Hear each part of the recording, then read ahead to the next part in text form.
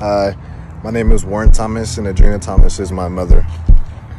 So how I found out about the accident, I think it was the night of the accident or the morning after.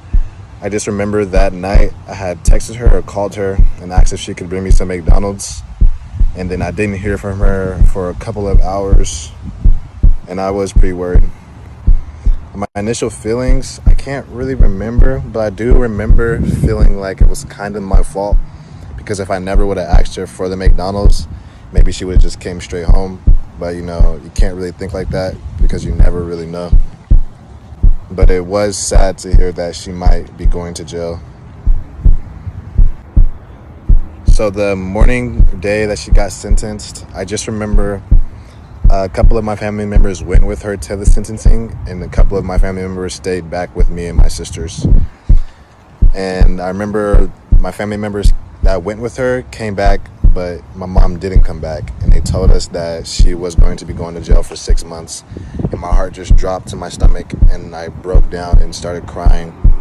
But it helped that my family members were there to help comfort me and hug me and all that. And so after that, me and my sister packed up our things, and my family took us to Oakland because my dad, he was also incarcerated at the time too. But for some reason, our family members, they separated me and my sister. I went with my grandma, and she went with our aunt. I went with Grandma Shirley. She went with Auntie Crickery.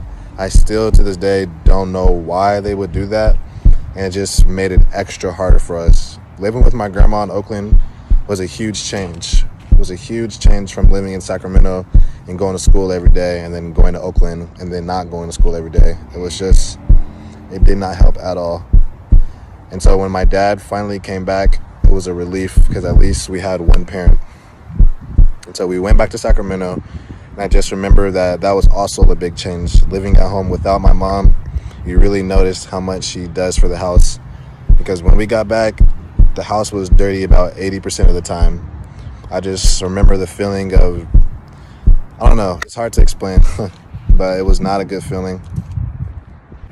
I remember having dreams of my mom coming back from jail, and then waking up and realizing that it was just a dream, and my heart would drop to my stomach, and that would just kill me.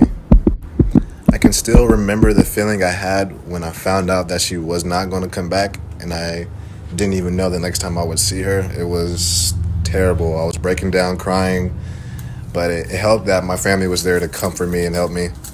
But it was still just such an unreal moment. I can't even describe the pain.